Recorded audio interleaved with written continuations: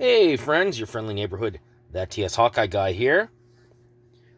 Figured I'd take a look at 10 figures that I don't think we would talk about any other way, Sometimes they're kind of lumped into other groups, but for the most part, they're kind of outliers. We see these three gentlemen here. There will be no Iron Man, Spider-Man, or Captain America's in this list. Because, well, they may be, we may have like a Iron Spider-Man. He's still Spider-Man, and we talk about Spider-Man a lot. So, 10 in no particular order. Number 10. So we're gonna cheat right off the jump there. So, Cloak and Dagger. These two are together because they're kind of synonymous with each other. The only reason I would talk about one is if I talked about the other. These were single carded in the Marvel Universe series, and if I'm not mistaken, one was the variant to the other. When I used to buy up collections, that is the fourth cloak I've had my hands on. That is the first Dagger. So she may be a little harder to find. 9, we have Captain Britain. Not a character I know a whole lot about. I believe this one was single carded in the Marvel Universe line. I have one that was released in the Captain America line with Excalibur. Next, we have A-Bomb.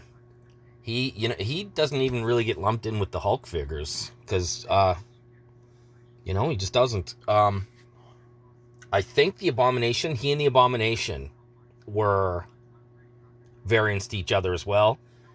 And again, buying up collections, I've had 2 A-Bombs, and I've only had the one Abomination that I bought off the shelf. The Grey Beast. This was the Marvel Infinite line. Hey, Bitty Kitty. Bitty's going to watch over us here. This was in the Marvel Infinite line, right at the end. It had the variant of the Blue Beast.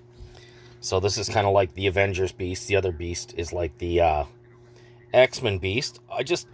Unless I'm talking about a specific roster of Avengers, I really don't think about this figure a lot, even though it's a cool figure. All right, next we have Machine Man. This came in one of the last comic packs they released, I believe.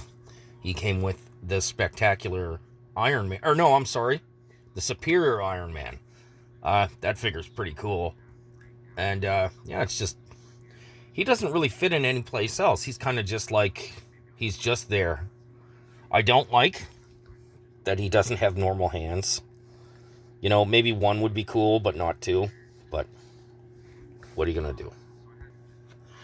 Next, we have the Shocker. This was in a Spider-Man 2 pack that came out around Homecoming, because I bought this and the Spider-Man Homecoming and Vulture pack at the same time. This came with another Spider-Man that I don't have anymore. It's really articulated. I just really didn't like it. So,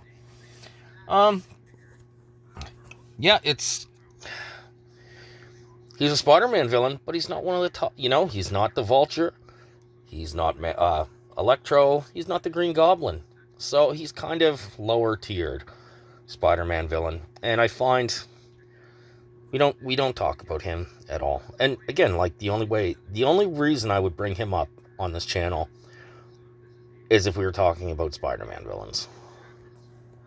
Next up, we have Ulik the Cave Troll. He also came in the Marvel Infinite series on the black cards. I got him because I was a bit of a completist. I actually customized it. I got this one in a trade. It's just not a character I know very much. It's kind of... He's a background character to me. Like if I'm building a big beatdown force, he's always on the beatdown force. But that's about it. Next up, we have the Juggernaut, Kane Marco. This was a single-carded Marvel Universe figure. There is a unmasked Juggernaut that came in a comic pack with Colossus, and there is a Colossus Juggernaut. If I had it handy, I'd show it.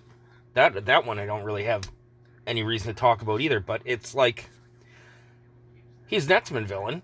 He's been around for a while. He's fought Spider-Man and a couple other people, but You know, he's just not... I just don't see him as prominent as some others. Next up, we have Hyperion. He was single-carded. There is a comic pack Hyperion with the darker suit. He came with the Ultimate Hyperion or something. I don't know. He's turning into the Green Lantern for me. But, yeah, so... Another character, don't know a whole lot about. You know, it's... the story of the Squadron Supreme is really interesting if you don't know it. But, other than that, you know, he was the original Marvel's version of Superman. And that job has been taken by the Blue Marvel, the Sentry, like how many others? So, I had to sneeze there, so that's why there was a cut. Lastly, we have the Silver Surfer. I could never find this at retail, and when I did get it in a lot, he glued the board on. So, we won't get into what I think about that, but let's just say, until I get another one, that is my Silver Surfer.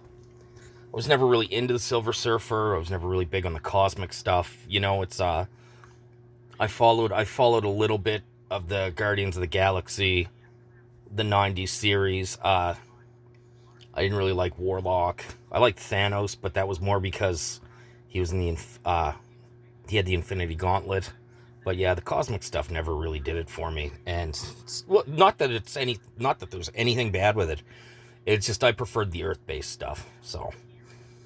Alright, friends, there's 10 figures that you probably never see by themselves again. So, we'll talk again soon.